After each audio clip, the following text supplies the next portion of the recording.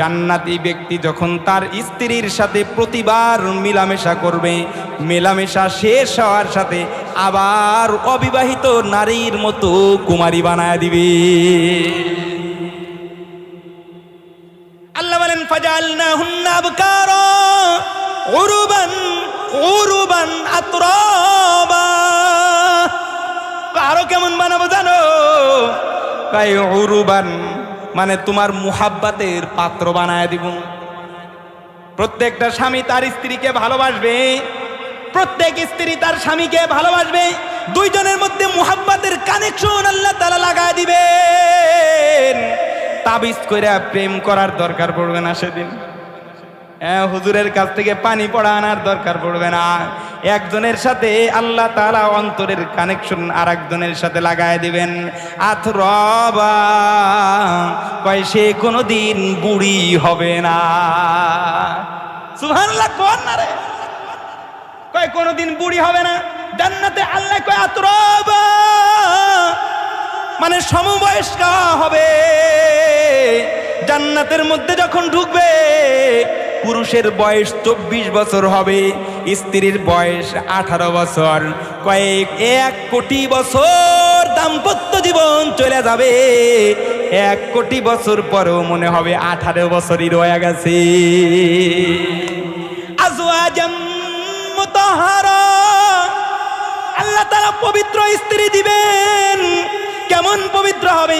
নাক দিয়া কোনোদিন ময়লা আসবে না, পেশাব পায়খানার কোনো জরুরত কোনোদিন আসবে না, সর্দি লাগবে না, কোনোদিন হায়েজের রক্ত আসবে না। আল্লাহ তাআলা পবিত্র স্ত্রী দান করবেন। স্ত্রীর চেহারাটা কেমন করে দিবেন? ওই জান্নাতের যে রমণীগুলা আছে তাদের শরীর তো কাচের চাইতে বেশি স্বচ্ছ হবে, কাচের চাইতে পরিষ্কার। মানে 70টা জোড়া পরে থাকবে, 70 জোড়া, তারপরেও একেবারে কাপড়ের নিচ দিয়ে রক্তের সঞ্চালন দেখা যাবে। এখনকার কিছু নারী আছে ওরা দেখেন না ফ্যাশন করার জন্য এমন কাপড় পরে যেটার নিচ দিয়া শরীর দেখা যায়। আপনাকে দেশে মনে পড়ে না, না শরীর দেখা যায়। এই যে সকল নারীরা এমন পাতলা কাপড় পরিধান করে যারা কাপড়ের নিচ দিয়া শরীর দেখা যায়, ওরা আসলে জান্নাতের কাপড় পরিধান করতে পারবে না। পয়রা রাখো, পয়রা রাখো, কয়দিন যেখানে অনন্তকাল তোমার জন্য জান্নাতের পোশাক রেডি রাখছে সেটা থেকে তুমি মাহরুম হয়ে যাইবা। যে সকল যুবক ভাইরা টাইট ফিটিং প্যান্ট পরে, যে সকল যুবক ভাই যুবক হওয়া সত্ত্বেও হাতে চুরি পরে, বলদ কুদাকারেরা, মহিলাদের চুরি পরবে, মহিলা মানুষ চুরি পরবে। বেটা তুই পরস কেন? তোর তো একটা শৌর্য বীর্য আছে, একটা আভিজাত্য আছে, তো একটা ছেলে মানুষ হয়ে চুরি পরে। কয় চুরি আল্লাহ তাআলা জান্নাতের মধ্যে পরাবেন। সুবহানাল্লাহ কোন? জান্নাতের মধ্যে যুবকদেরকে আল্লাহ তাআলা চুরি দান করবেন, চুরি। তবে যেই সমস্ত পুরুষেরা দুনিয়ার মধ্যে নারীদের মতো চুরি পরে, ওরা জান্নাতের চুরি কোনোদিন পরিধান করতে পারবে না। তো যে কথাটা বলতেছিলাম, নারী জান্নাতের রমণী তার তো এমনি সুন্দর হবে, কিন্তু আল্লাহ তাআলা প্রত্যেক স্বামীর স্ত্রীকে স্পেশাল সৌন্দর্য দান করবেন। সেটা কেমন সুন্দর হবে? কয় জান্নাতের হুর আল্লাহ তাআলা যে দান করবেন, এই হুরের চাইতে তার স্ত্রীকে 70,000 গুণ বেশি সৌন্দর্য দান করবে। আল্লাহ তাআলা আমাদের সবাইকে সপরিবারে জান্নাতে যাওয়ার তৌফিক দান করেন। আরো জোরে সেরে বলেন আমিন। তো বলতেছিলাম আল্লাহ তাআলা কিয়ামতের ময়দানে 4 ভাগে বিভক্ত করে ফেলবেন, মনে আছে নি? স্বামী স্ত্রীকে 4 ভাগে বিভক্ত করে ফেলাইবেন। 1 নম্বর বলেছিলাম স্বামী স্ত্রী 2 জন জান্নাতে চলে যাবে। 2 নম্বর দ্বিতীয় ভাগ আল্লাহ করবেন, উভয়জনকে আল্লাহ তাআলা স্বামী স্ত্রী দুইটারে ধইরা পিটায়া জাহান্নামে ঢুকায়া দিবেন। এরা কারা? কয় এরা ওই যে ওরা যারা দুনিয়ায় গোলামি করে নাই, দুনিয়ায় যারা গোলামি করে নাই তারা গুনাহগার, তারা নাপাক, ওরা জাহান্নামী হয়ে যাবে। আরো 3টা কারণ বলে দিব। এই 3 কারণে ওরা স্বামী স্ত্রী হওয়া সত্ত্বেও কিয়ামতের ময়দানে ব্যভিচারী হিসাবে উঠবে। তিনটা মশলা মনে রাখতে হবে, মনে থাকবেন তো সবাই? বলবো। 1 নম্বর কয় ওই সমস্ত স্ত্রী, ওই সমস্ত মহিলারা, ও সকল স্বামী স্ত্রী, ওই সকল স্বামী স্ত্রীরা যারা নিজের স্বামী বিদেশ চলে গেছে অথবা দেশে আছে, কিন্তু স্বামীর সাথে স্ত্রীর সম্পর্ক খারাপ করে ফেলাইছে। সম্পর্ক স্ত্রী ভালো করছে বাড়ির পাশের আর এক মগার সাথে, দুজনের সাথে জটিল কঠিন সম্পর্ক করে ফেলাইছে। এরপরে স্বামীর পক্ষ থেকে স্ত্রীকে তালাক দেওয়ার অধিকার দেয় নাই। স্বামী তালাক দেওয়ার অধিকার স্ত্রীকে দেয় নাই, স্বাধীনতা দেয় নাই, অথবা কোনো শর্ত সাপেক্ষে তালাক দেওয়ার অধিকার দিয়েছিল, সে শর্তগুলা পাওয়া যায় নাই। উভয় সূরাতে যদি মহিলা তার নিজের পক্ষ থেকে স্বামীকে ডিভোর্স পাঠায় দিছে, আছে না এমন? ব্যাক ডেট দিয়া ডিভোর্স লেটার পাঠায় দিছে, পাঠায় দিয়ে এই মগিরে লইয়া বাইকে চলে গেছে। এরপরে দুইজনে যায় আর এক জায়গায় যায় বিবাহ শাদী করেছে। তাহলে রাষ্ট্রের বিবেচনায় তারা স্বামী স্ত্রী, কিন্তু আল্লাহর বিবেচনায় তারা স্বামী স্ত্রী নয়। এই মহিলাটা হলো আমানকু হাতুল গয়ের আর একজনের স্ত্রী। মিয়া, যতদিন পর্যন্ত এই যে নতুন করে তারা বিয়ে করলেন, আর একজনের বউ ভাগায়া লয়া যারা বিয়ে করছে, যতদিন পর্যন্ত তারা সংসার করবে ততদিন পর্যন্ত তারা জিনা করার গুনাহগার হবে। কাল কিয়ামতের ময়দানে যখন উঠবে, তখন দুইজন আল্লাহ তাআলার দরবারে ব্যভিচারী হিসেবে দাঁড়াবে। দুইজনকে ধইরা আল্লাহ জাহান্নামে ঢুকায়া দিবে। মাসলা মনে থাকবে। 2 নম্বর কারণ, কয় দুইজন স্বামী স্ত্রী রাগের বশীভূত হয়ে অথবা অন্য কোনো কারণে স্ত্রীকে স্বামী তালাক দিয়া দিছে। কারণ পাবলিক যদি একবার রাগ হয়, বউ যদি তালাক দেয়, পাবলিকে কিন্তু এক তালাক দেয় না, কোনোদিন কিন্তু এক তালাক দিবে না। বউরে 4-5টা দিয়ে দেওয়ার পরে বউর মারে শুদ্ধে 3-4 তালাক দেয়। বিশ্বাস করেন না?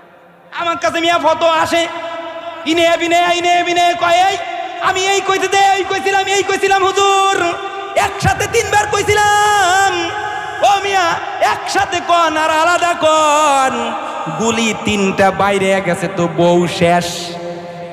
এই যে স্ত্রীকে রাগের মাথায় তালাক দিছে অথবা মুহাব্বতের সাথেই দিছে। শুধু তাই নয়, মোবাইলের মধ্যে SMS করে বউয়ের কন্টাক্ট নাম্বারে সেন্ড করে দিছে। এই যে তালাক পড়ে গেছে, তালাক পড়ে যাওয়ার পরে দুনিয়ার কেউ যদি নাও জানে, ও স্ত্রী আর স্বামী দুইজন শরীয়তের দৃষ্টিকোণ থেকে আলাদা হয়ে গেছে। এরপরে নিয়ম হলো, শরীয়ত যেভাবে বলেছে সেভাবে স্ত্রীকে আবার ফেরত আনবি। ওইটা না কইরা স্বামী আর স্ত্রী যদি একভাবে চলতে থাকে, তাহলে আল্লাহর কাছে তারা স্বামী স্ত্রী নয়। কাল কিয়ামতের ময়দানে এই দুইটারে আল্লাহ তাআলা জিনাকারী হিসাবে জাহান্নামে ঢুকায়া দিবে। নাউজুবিল্লাহ, জোরে কন্না দি। 3 নম্বর কারণ, এটা আরো বেশি ভয়ঙ্কর, এটা আরো বেশি বিপজ্জনক। কারণ যদি দুইজন স্বামী আর স্ত্রী, দুইজনের মধ্যে থেকে একজন যদি কালিমাতুল কুফুর উচ্চারণ করবার কারণে বেঈমান হয়ে গেছে, শরীয়তের কোনো অকাট্য প্রমাণ, শরীয়তের কোনো স্পষ্ট প্রমাণ দ্বারা প্রমাণিত কোনো বিষয়কে যদি অস্বীকার করে, তাহলে সে বেঈমান হয়ে যায়। স্বামী আর স্ত্রীর মধ্যে থেকে কোনো একজন যদি বেঈমান হয়ে যায়, সাথে সাথে তাদের মধ্যে বিবাহ বিচ্ছেদ হয়ে যাবে। এই যে বিবাহ বিচ্ছেদ হয়ে গেছে, এরপরে নিয়ম হলো, তারা যেই লোকটা বেঈমান হয়ে গেছিল সে নতুন করে কালিমা পড়া মুসলমান হবে। তারপরে সাক্ষী উপস্থিত করবে, সাক্ষীর সামনে যায় নিজের বউকে আবার বিবাহ করবি। বিবাহ যদি করে তাইলে তারা স্বামী আর স্ত্রী হবে। আর যদি কালিমাতুল কুফুর উচ্চারণ করেছে, নিজে নিজে কালিমা পড়ে মুসলমান হয়েছে, নতুন করে বিবাহ করে নাই, অথবা এটা নিয়ে চিন্তা ফিকিরও করে নাই, তাইলে কাল কিয়ামতের ময়দানে ওরা ব্যভিচারী হিসাবে জাহান্নামে যাবে। এই 3টা মশলা মনে থাকবে না? তাহলে দুইজনই জাহান্নামে চলে গেল, দুইজনই জান্নাতে গেল। এবার আরো 2 পদ্ধতি, কিয়ামতের ময়দানে আল্লাহ তাআলা কিছু স্ত্রী আছে তাদেরকে জাহান্নামে দিয়ে দিবেন, কিন্তু স্বামীকে আল্লাহ জান্নাতে দিয়ে দিবেন। সুবহানাল্লাহ। কোন কোন স্ত্রীকে আল্লাহ তাআলা জান্নাতে দিয়ে দিবেন আর তার স্বামী জাহান্নামী হয়ে যাবে। দুই প্রকার গেল, স্ত্রী জান্নাতে চলে গেছে, স্বামী জাহান্নামী হয়ে গেছে, অথবা স্বামী জান্নাতে চলে গেছে, স্ত্রী জাহান্নামী হয়ে গেছে। এবার আসেন এইটা কেমন কইরা হয়? এটা হওয়ার পদ্ধতি হলো, স্বামী যদি গোলামি করে তাহলে সে জান্নাতে যাবে, স্ত্রী যদি গোলামি না করে তাহলে স্ত্রী জাহান্নামে চলে যাবে। এই জন্য রাসূলও বলেছেন, আমি দেখেছি, আমাকে আল্লাহ তাআলা দেখায় দিয়েছেন, নারীদেরকে বলেন ও নারী সমাজ, আমাকে আল্লাহ তাআলা দেখায় দিয়েছেন জাহান্নামী যারা আছে তাদের মধ্যে অধিকাংশ হবে নারী। নাউজুবিল্লাহ বলেন, অধিকাংশ নারী হবে। এ আমার বোন যারা আছে তাদেরকে বলি, তোমরা শোনো, নারী অধিকাংশ জাহান্নামে কেন যাবে? তার মধ্যে রাসূল 1 নম্বর উচ্চারণ করেছেন, তাকফুরনাল আশিরা, তোমরা অধিক পরিমাণে স্বামীর নাফরমানি করো। অধিকাংশ স্বামীর নাফরমানি তারা করে। স্বামীর যদি নাফরমানি করে, মিয়া বনি ইসরাইলের সময়ের এক ঘটনা বলে, আল্লাহর রাসূলকে বলতেছেন, ওগো আল্লাহর রাসূল, একজন মহিলা এমন আছেন যেই মহিলা সারাদিন নফল রোজা রাখে, সারা রাত সে নফল নামাজের মধ্যে লিপ্ত থাকে, সব দিক দিয়ে তার ঠিক আছে, কিন্তু তার একটা সমস্যা আছে, সে তার স্বামীর সাথে খারাপ ব্যবহার করে। রাসূল বললেন, ওর নামাজ যাক, ওর রোজা যাক, কোনো কিছুই কাজে আসবে না, সে জাহান্নামী হয়ে যাবে। এমিয়া কোন নারী যদি নফল রোজাও রাখে, স্বামী তারে অনুমতি দেয় নাই, তাহলে তার রোজা রাখা জায়েজ নাই, নফল রোজাও সে রাখতে পারবে না। স্বামী অনুমতি ছাড়া রোজা রেখেছিল, স্বামী বাড়ি আসে যদি বলে স্ত্রীকে তুমি রোজা ভাইয়া ফেলাও, তাহলে তার জন্য রোজা সাথে সাথে ভাইয়া ফেলতে হবে, এ রোজা পূর্ণ করার তার অধিকার নাই। এত বড় অধিকার স্বামীর, এই জন্যই তো। আর এবার আরেকটু কোরআন শরীফ থেকে দলিল নেন। আল্লাহ তাআলা বলেন, হুন্না লিবাসুন লাকুম ওয়া আনতুম লিবাসুন লাহুন্না। আজকে যে আমাদের সমাজের মধ্যে অশান্তি বিরাজমান আছে না, আপনি যদি হিসাব করে দেখেন, হিসাব করে যদি দেখেন, 95% সংসারে স্বামীর সাথে স্ত্রীর মিল নাই, স্বামী স্ত্রী দ্বন্দ্ব লাগেই থাকে। আছে না এমন? কমুনা কি কোন কারণে লাগে? কয়েক কারণ আছে। আল্লাহ বলছেন, যদি দিন পালন করো তো তোমারে শান্তি দিব। দিন হলো গোলামি করার নাম। যদি স্বামী স্ত্রী গোলামির মধ্যে না থাকে তো দিন থাকবে না, দিন না থাকলে সেখানে শান্তি থাকবে না। যেমন একটু এক ঝলক কোরআন থেকে নেন। আল্লাহ তাআলা বলেন, হুন্না লিবাসুল লাকুম ওয়া আনতুম লিবাসুন লাহুন্না। আল্লাহ তাআলা স্বামী আর স্ত্রীকে লক্ষ্য করে বলেন, তোমরা একজন আরেকজনের জন্য পোশাক। একজন আরেকজনের কি পোশাক? আল্লাহ তাআলা কেন বললেন? এর মধ্যে বিশাল একটা মেসেজ রয়েছে, একটা গোপন বিষয় আছে, এখানে একটা গোপন বিষয় আছে। সেটা কি? আল্লাহ তাআলা বলেছেন, তোমরা একজন আরেকজনের জন্য পোশাক। পোশাক কারে কয়? পোশাকের কাজ হলো সাতিরুল উয়ুব, পোশাকের কাজ হলো দোষ ত্রুটি ঢাইকা রাখা। পোশাকের কাজ কি? দোষ ত্রুটি ঢাইকা রাখা, এটা পোশাকের কাজ। আমার শরীরে কয়টা দাগ আছে আপনি জানেন? জানেন না কেন? কাপড় দিয়া ঢাইকা রাখছি, শরীর ঢাকা রয়েছে। ঠিক এমন পোশাক একজন আরেকজনের জন্যে। তার মানে স্বামীর মধ্যে কোনো দোষ থাকলে স্ত্রী এটা ঢাইকা রাখবে, স্ত্রীর মধ্যে কোনো দোষ থাকলে স্বামী এটা ঢাইকা রাখবে। কারণ মানুষ দোষে গুণে মানুষ, প্রত্যেকটা মানুষের মধ্যে দোষ আছে, গুণ আছে। এবার যদি দোষগুলা গায়ে বেড়ায় তো তাহলে সমাজের মধ্যে দুর্গন্ধ ছড়ায়া যাবে, মনের সাথে অমিল দেখা দিবে, তখন সংসারে অশান্তি চলে আসবে। আল্লাহ বলেন, একজন তোমরা আরেকজনের জন্য পোশাক। তার মানে স্বামীর মধ্যে কোনো দোষ থাকলে খবরদার স্ত্রী তুমি কাউরে কইও না। কিন্তু আমাদের সমাজে সমস্যাটা এখান থেকেই শুরু হয়। বিবাহের পরে নতুন মেয়েটা যখন শ্বশুর বাড়িতে চলে আসে, মেয়ের মা বারবার ফোন দিয়া জিগায়, এ মা কেমন জায়গায় তোরে ঘুমাইতে দিছিল, ও মা তোরে খাবার দাবার কেমন দিয়েছিল, স্বামী কেমন আচরণ তোর সাথে করেছে, শাশুড়ির আচরণ কেমন। আর উনিও এখান থেকে বিবিসির সংবাদ পড়া শুরু করে দেন। আমার দিকে চোখ কাজ করে তাকাইছে, বিছনার চাদরটা ভালো দেয় নাই, আসার সাথে হাড়ি পাতিল দিয়া চুলায় পাঠাইছে। এই যে কয়ে দিছে, একজনের দোষ যখন আর একজনকে বইলা দিছে, তখন দুই বাড়ি বেজার লাগে গেছে।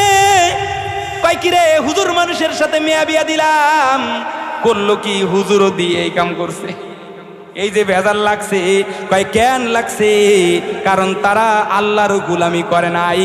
আল্লাহ বলেছিলেন তোমরা একজন আর একজন রে আড়াল করে রাখবা।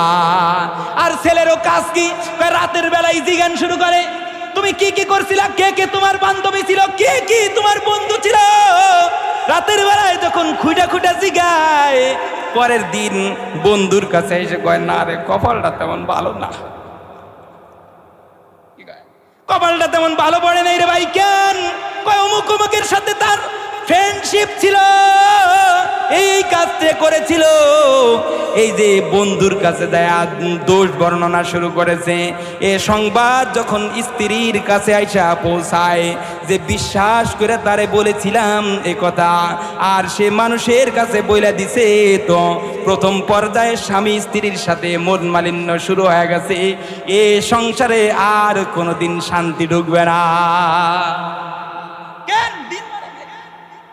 দ্বিতীয় মেসেজ এখানে আল্লাহ তাআলা বলেছেন, একজন তোমরা আর একজনের পোশাক। তার মানে তোমরা পোশাকের দ্বিতীয় নম্বর কাজ হলো তার সৌন্দর্য বৃদ্ধি করা, সৌন্দর্য বাড়ায় দেওয়া। তার মানে স্বামী স্ত্রীর সৌন্দর্য বাড়ায় দিবি, স্ত্রী স্বামীর সৌন্দর্য বাড়ায় দিবি। এখন অনেক যুবক ভাই মনে করতেছে, তাইলে মনে হয় বউয়ের জন্য লিপস্টিক কিনে দিতে হইব, অনেক দামি দামি জামা কাপড় কিনা হয় না, তারে সাদা রাখতে হইব। বোনেরা মনে করতে পারে তাহলে স্বামীর জন্য দামি দামি আসবাব কিনা দিতে হইব। না না, সৌন্দর্য হলো দুই প্রকার। আরো জোরে গান। দুই প্রকারের সৌন্দর্য, এক প্রকার হলো বাহ্যিক সৌন্দর্য। এ মিয়া, এখনকার সময় সব মানুষগুলা বাহ্যিক সৌন্দর্যের পিছনে ছুটছে। ইমাম নিয়োগ দিতে গেলে দেখে ইমাম সাহেবের বডি কেমন, দাড়ি দুড়ি ঠিকঠাক আসেনি, কয় দেখে তার সুর তাল ঠিকঠাক আছে নাকি, বডি বুডি বড় আছে নাকি, পেটটা তার ঠিকঠাক আছে নাকি, সব কিছু দেখতেছে। কিন্তু ভিতর দিয়ে আসল জিনিস, তার চরিত্র ঠিক আছে কিনা, সেটা যাচাই করবার কোনো দরকার পড়ে না। কয় বাপ তাল ঠিক হইলেই হইছে। আমি তো এমনি দেখতেছি ছোট মতো না, অনেক জায়গায় ওয়াজ করবার যাই, বিপদে পড়ে যাই। ওয়াজ করে নামার পরে কয় যে আপনি কি ওই মাদ্রাসায় পড়েন নাকি, আর যাওয়ার সময় যাওয়ার পরে বসতেই দিবার চাই। নতুন নতুন গেলে কেউ বিশ্বাসই করে না যে উনি এখানে প্রধান উত্তর দিতে ওয়াজ করবার আইছে। কি মুসিবত, কান্তি মহা মুসিবতে পড়তে। হ্যাঁ, কেন? এগুলা বাহ্যিক সৌন্দর্যের কারণে। আমি এখানে একটা কথা বলি, দুনিয়ার মধ্যে যত বিপদ আসছে সব বাহ্যিক সৌন্দর্যের কারণে আসছে।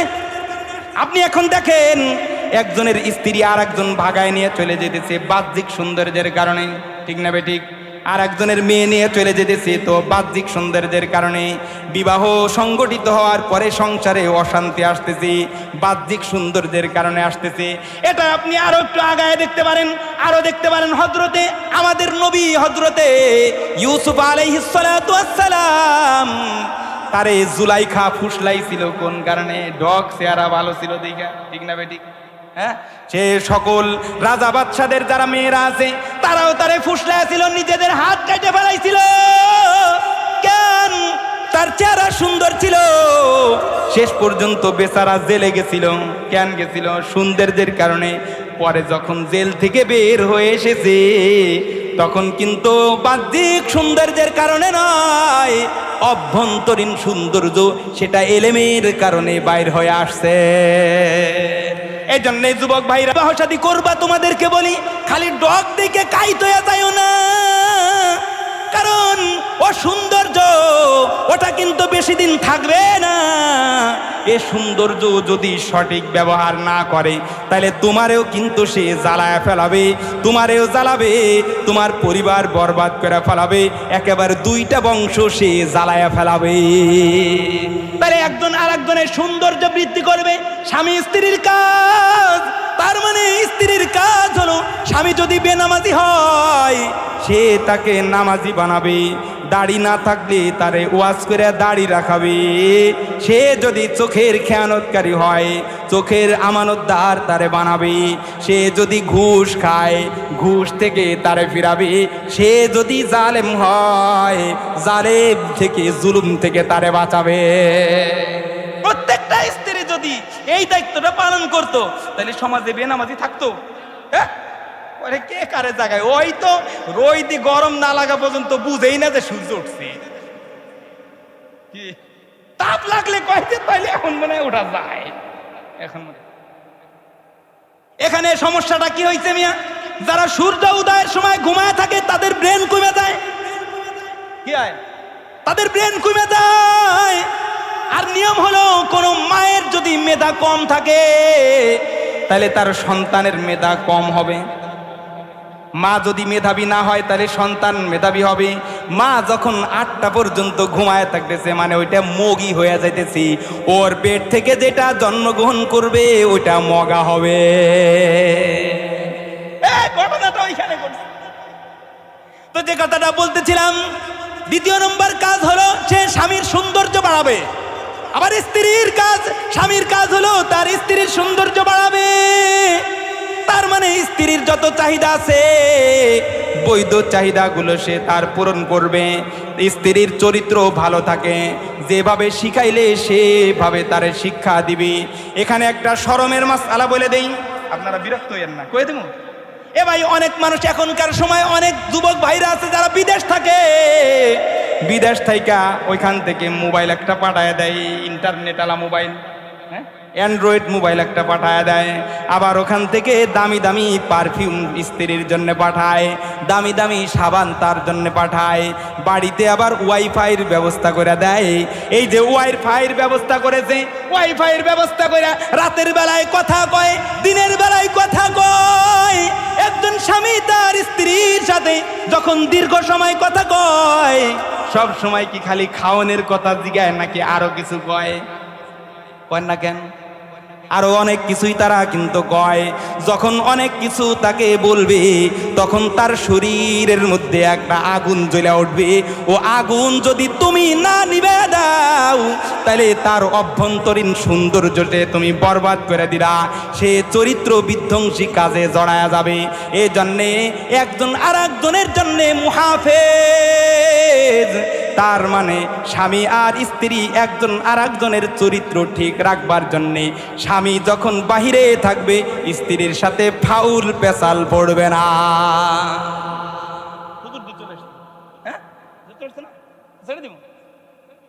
না হুজুর চলে আসলে আমি বান করবো কিছু, আমার বলবেন না যে হুজুর বড় ভাই না আমার, তারা বসায় রেখে কাজ করবো।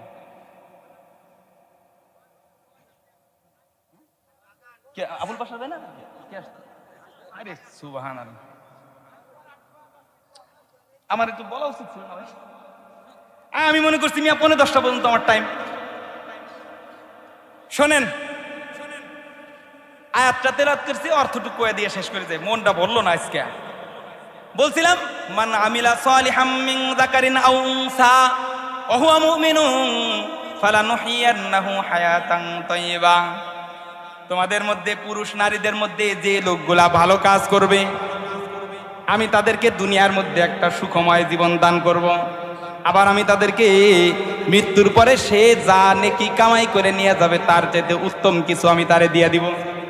হ্যাঁ, এই যে গোলামি কারে কয়? গোলামি হলো দুই জিনিসের নাম, হক আদায় করা। হক দুই প্রকার, বান্দার হক আর আল্লাহর হক। কি বলছিলাম মনে আছে? বান্দার হক আর আল্লাহর হক।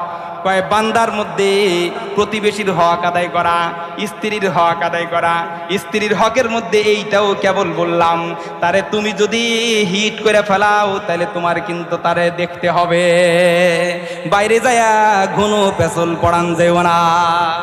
হ্যাঁ, বান্দার হক বলতে আরো অনেক সময় লাগতো, আল্লাহর হক তো বাদই রয়ে গেল। আল্লাহর হক হলো আল্লাহর গোলামি করা, মানে আল্লাহ যেভাবে চলতে বলছেন সেভাবে চলা। আল্লাহ তাআলা আমাদের সবাইকে আল্লাহর গোলামি করার তৌফিক দান করেন।